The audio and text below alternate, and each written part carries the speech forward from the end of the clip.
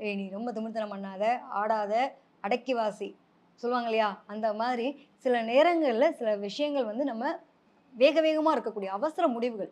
அவசர அவசரமா முடிவுகள் எடுப்பீங்க. அந்த அவசர முடிவுகள தவிர்க்கிறதுக்காக தான் அந்த கேது வந்து என்ன பண்ணுவாரு அப்டின்னா, உங்களுடைய ஞானத்த சரி பண்ணுவார். "நீ வந்து தேவையில்லாத விஷயங்கள பத்தி யோசிக்காத. நல்ல வழியில போறியான்றத மொத தெளிவா இரு.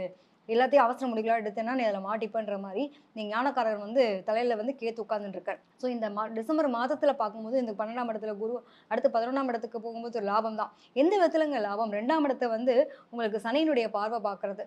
ஸோ சனியினுடைய பார்வை படுறதுனால என்ன ஆகுது அப்டின்னா, குடும்ப உறுப்பினர்கள் தன்னுடைய மனைவியோ அல்லது தன்னுடைய குடும்பத்தாரால ஒரு ஆதாயம் பெறக்கூடிய நிலை இருக்கும். இன்னொரு வார்த்தை கேட்கலாம். மேம் குடும்ப உறுப்பினர் ஒய்ஃப்ன்ற அளவுக்கு சொல்றீங்க. நாங்களுக்கு இன்னும் கல்யாணமே ஆகலங்க. எப்படிங்க எங்களுக்கு வந்து ஆதாயம் கிடைக்கும்? அப்படின்னு நீங்க கேட்கலாம். என்ன காரணம் அப்படின்னா, இந்த குடும்ப உறுப்பினர்கள்ன்றப்போ நம்மளுடைய உ மனைவி அந்த மாரி உறவுகள தாண்டி தன்னுடைய தாயார்.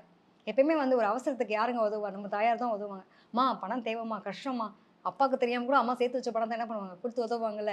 அந்த மாரி தாயாரினுடைய அனுகிரகமோ, ஒரு ஆலோசனையோ, அதே மாரி ஒய்ஃபினுடைய ஒரு சப்போர்ட் இந்த குடும்பத்தில உங்களுக்கு கிடைக்கும். என்னால இந்த நிலைக்கு சப்போர்ட் இருக்கா அப்படின்னு கேட்டீங்கன்னா கிடையாது. உங்களால ஆதாயம் அதாவது உங்களுடைய வருமானம் தடைபட்டிருக்கக்கூடிய காலம். நிறைய பேருக்கு வேலை சம்மந்தப்பட்ட விஷயங்கள் ஒரு ஸ்டாண்டர்டா இல்ல. மன உளைச்சல் இருக்கு. உழைப்புக்கேற்ற ஊதியம் கிடைக்கல.